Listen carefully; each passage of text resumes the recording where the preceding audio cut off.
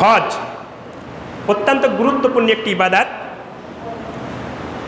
রাসূল করিম সাল্লাল্লাহু আলাইহি ওয়াসাল্লাম বলছেন, যে ব্যক্তি সামর্থ্য থাকার পরেও হজ করলো না, আর্থিক সামর্থ্য থাকার পরেও হজ করলো না, সেই ব্যক্তি ইয়াহুদা ওয়ান নাসারা, ইয়াহুদি হয়ে মরুক অথবা নাসারা হয়ে মরুক, তাতে আমার কোনো যায় আসে না। নাউজুবিল্লাহ বলেন। আমাদের সমাজে অনেক মানুষের হজ করার মতো সামর্থ্য আছে, অনেক মানুষেরই হজ করার মতো সামর্থ্য আছে, কিন্তু হজে যেতে চায় না। আবার অনেকে কি বলে জানেন, আরে চাকরি বাকরি শেষ হোক, ছেলে মেয়ের লেখাপড়া শেষ হোক, ছেলেমেয়েরা সব নিজের পায়ে দাঁড়াবে, সবাই স্বাবলম্বী হবে, তারপরে শেষ জীবনে গিয়ে হজ করব। তার আগেই মৃত্যু তাকে ডাক দিয়ে দুনিয়া থেকে নিয়ে গেছে, মানে ফরজ হজ সে না করে দুনিয়া থেকে বিদায় হয়েছে। আচ্ছা বলেন, আল্লাহ রাব্বুল আলামিন সলাতের ক্ষেত্রে যেই বিধান, সলাত যেমন ফরজ, হজ কিন্তু তেমনই ফরজ। আজান হয়েছে মানে এখন আপনার উপর সলাত ফরজ হয়ে গেছে। আপনি উজু করে যেমন মসজিদে আসেন, অনুরূপভাবে আল্লাহ আপনাকে সম্পদ দিয়েছেন, আল্লাহর ঘর বাইতুল্লাহ শরীফ গিয়ে বাড়ি ফিরে আসতে পারবেন, এতটুকু সম্পদ থাকলে হজ ফরজ।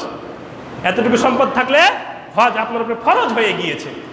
তারপরও যে আপনি হজ যদি না করেন, তো রাসূল সাল্লাল্লাহু আলাইহি সাল্লাম বলছেন যে সে ইহুদি হয়ে মরুক অথবা নাসারা হয়ে মরুক, তাতে আমার কিছু যায় আসে না। রাসূল করিম সাল্লাল্লাহু আলাইহি ওয়াসাল্লাম আবু হুরায়রা রাদিয়াল্লাহু তাআলা আনহু বর্ণনা করছেন, রাসূল সাল্লাল্লাহু আলাইহি সাল্লাম বলেছেন, যদি কোনো ব্যক্তি হজ করে, অশ্লীল অনর্থক কথাবার্তা থেকে বিরত থাকে, তবে ওই ব্যক্তি সেই ব্যক্তির নাই যেই দিন মা তার শিশুকে নিষ্পাপ করে প্রসাব করেছে।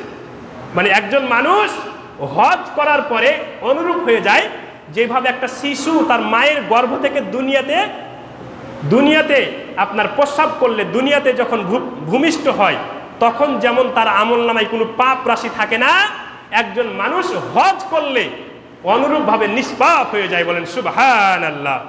হাদিসটি সহিহুল বুখারীর 1521 নম্বরে বর্ণিত হয়েছে। আবু হুরায়রা রাদিয়াল্লাহু তাআলা আনহু বর্ণনা করছেন, রাসূল সাল্লাল্লাহু আলাইহি সাল্লাম বলেছেন, এক উমরা থেকে আরেক উমরা, মানে একবার উমরা করেছেন আরেকবার উমরা করবেন, এই দুই উমরা হচ্ছে আপনার পাপের জন্য কাফফারা স্বরূপ। আর আপনি যদি হজ করতে পারেন, তাহলে এই হজের বিনিময় হচ্ছে জান্নাত। সুবহানাল্লাহ বলেন। হজের কবুল, হজের বিনিময় কি? জান্নাত। আব্দুল্লাহ ইবনে আব্বাস রাদিয়াল্লাহু তাআলা আনহু বর্ণনা করছেন, হাদিসটি মুসলিম শরীফের 221 নম্বরে বর্ণিত হয়েছে, যে ব্যক্তি রমাজান মাসে উমরা করলো, কোন মাসে? রমাজান মাসে উমরা করলো, রাসূল করিম সাল্লাল্লাহু আলাইহি ওয়াসাল্লাম বলছেন, সেই ব্যক্তি যেন আমার সহিত হজ করলো। সুবহানাল্লাহ বলেন। তাহলে রমজান মাসে উমরা করার একটা স্পেশাল বেনিফিট রয়েছে। রমজান মাসে যে ব্যক্তি উমরা করলো, সেই ব্যক্তি যেন রাসূল সাল্লাল্লাহু আলাইহি ওয়াসাল্লামের সহিত হজ করলো। আর অপর একটা হাদিস বর্ণিত রয়েছে, এই হাদিসটি আপনার আবু দাউদের মধ্যে 1990 নম্বরে বর্ণিত হয়েছে।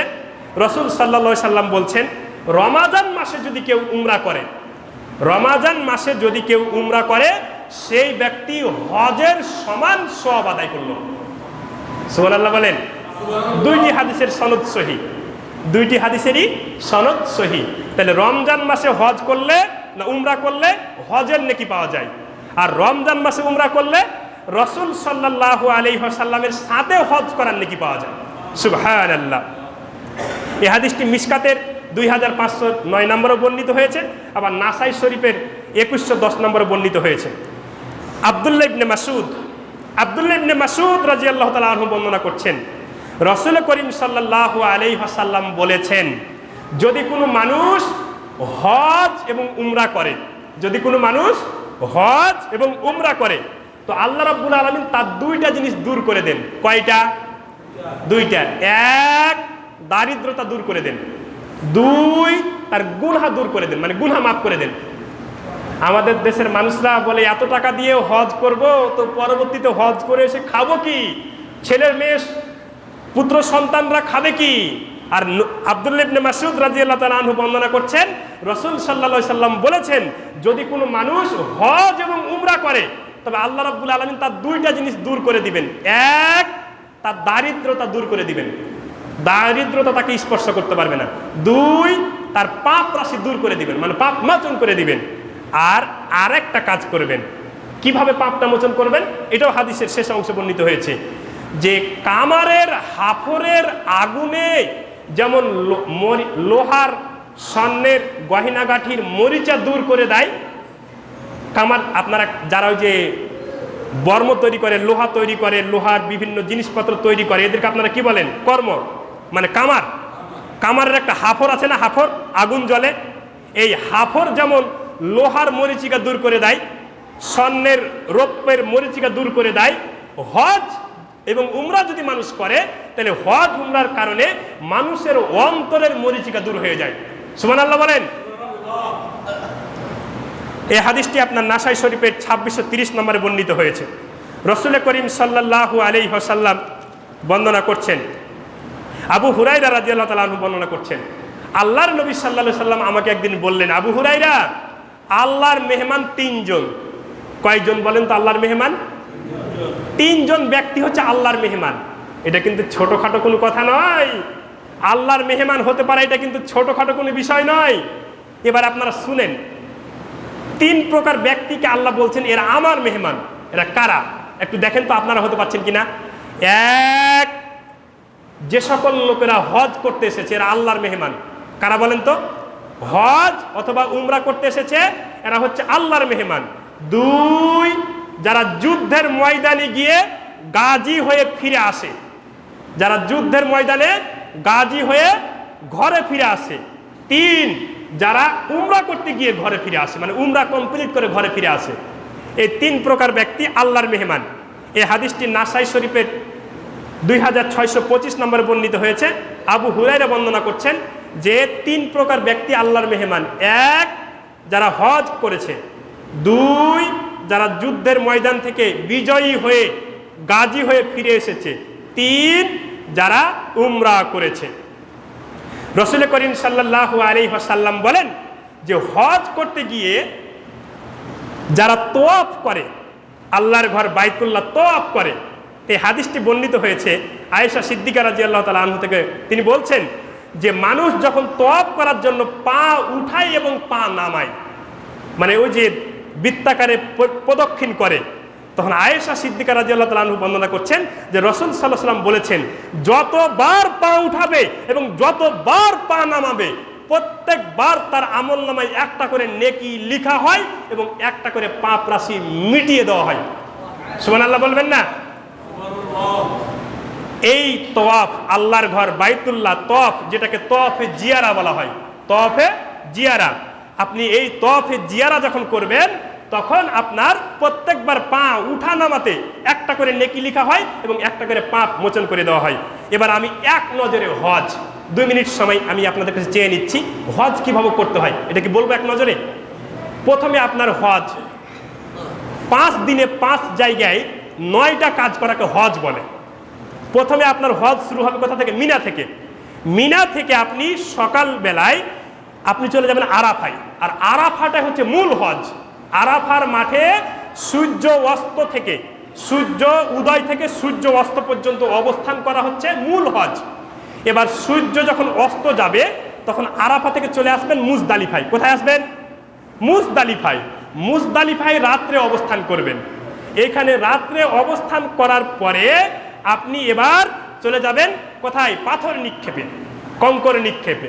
কঙ্কর নিক্ষেপ করার পরে আপনি কুরবানি করবেন। কুরবানি করার পরে মাথা নাড়া করবেন। মাথা নাড়া করার পরে সাফা মারওয়া পাহাড় সাই করবেন, মানে দৌড়াবেন। আর সর্বশেষ যেটা করবেন এটাকে বলা হয় বিদায়ী তওয়াফ। এবার হজ শেষ। মনে থাকবে? আবার বলে দিচ্ছি। প্রথমে হজ শুরু হলো কোথা থেকে? মিনা থেকে। মিনা থেকে রাত্রে থাকলেন, চলে গেলেন সকালে আরাফার ময়দানে। আরাফার ময়দানে সূর্য উদয় থেকে সূর্য অস্ত পর্যন্ত থাকলেন। এখান থেকে সূর্য অস্তের পরে চলে গেলেন মুজদালিফায়। মুজদালিফায় রাত্রে থাকলেন। রাত্রি অতিবাহিত করার পরে সকালবেলায় চলে গেলেন কোথায়? পাথর নিক্ষেপে। পাথর নিক্ষেপ করার পরে কুরবানি করবেন। কুরবানি করার পরে মাথা নাড়া করবেন। মাথা নাড়া করার পরে সাই করবেন, মানে সাফা মারওয়া সাই করবেন। আর সবশেষে বিদায়ী তওয়াফ। এই হজ হয়ে গেল। আল্লাহ রাব্বুল আলামিন যেন আমাদেরকে হজ করার তৌফিক দান করে, বলেন আমিন। আর আমরা যারা হজ করতে যেতে পারবো না, আমাদেরকে হজের দিনে আমরা যেন রোজা রাখতে পারি, বলেন আমিন। ইনশাল্লাহ বলেন, ইনশাল্লাহ বলেন। সিয়ামে ইয়াউমুল আরাফা মানে হজের দিনের রোজা, এটা হয়তোবা 15ই জুন পড়তে পারে, 15ই জুন মাসের 15 তারিখে হতে পারে। এই দিন আপনারা সিয়াম পালন করবে। আমাদের মাঝে যারা অসুস্থ রয়েছেন, বিশেষ করে এই মসজিদের অন্যতম কর্ণধার জনাব ওহিদ মেম্বার সাহেব শারীরিকভাবে অসুস্থ রয়েছেন, এবং শাহাদাত হোসেন সুমন ভাইয়ের ছেলে দুরারোগ্য ব্যাধিতে ভুগছেন। আল্লাহ রাব্বুল আলামিন যেন উভয়কে সুস্থতা দান করে, বলেন আমিন।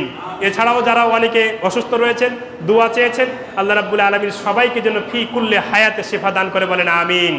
আমাদের মাঝে যারা ছাত্র বন্ধুরা রয়েছেন, আল্লাহ রাব্বুল আলামিন সবাইকে যেন সবার মেধা শক্তি, স্মৃতিশক্তি খুলে দেন, ভালো লেখাপড়া করে দেশ ও জাতির মুখ উজ্জ্বল করার তৌফিক দান করে, বলেন আমিন। আমাদের পূর্বপুরুষ যারা কবরের জগতে চলে গিয়েছেন, জানি না তারা কি অবস্থায় আছে, তারা যদি একটি পাপের জন্য গ্রেপ্তার হয়ে থাকে, আল্লাহ রাব্বুল আলামিন যেন তাদের সবাইকে ফাফরিশু ফিল জান্নাহ ওয়া আলবিসুহু মিনাল জান্নাহ ওয়া আফতাহু লাহু বাবান ইলাল জান্নাত, বলেন আমিন। যারা ব্যবসায়ী আছেন, রাজনীতিবিদ আছেন, আল্লাহ রাব্বুল আলামিন যেন তাদের সবার ব্যবসাতে বরকত দান করেন, এবং কৃষকের কৃষিক্ষেত্রে বরকত দান করেন। আল্লাহ রাব্বুল আলামিন সবাইকে যেন হেফাজত করেন, সকলের সুস্বাস্থ্য এবং দীর্ঘায়ু কামনা করে এখানে আমার সংক্ষিপ্ত আলোচনা শেষ করছি। সুবহানাকা আল্লাহুম্মা ওয়া বিহামদিকা আশহাদু আল্লা ইলাহা ইল্লা আনতা আস্তাগফিরুকা ওয়া আতুবু ইলাইক।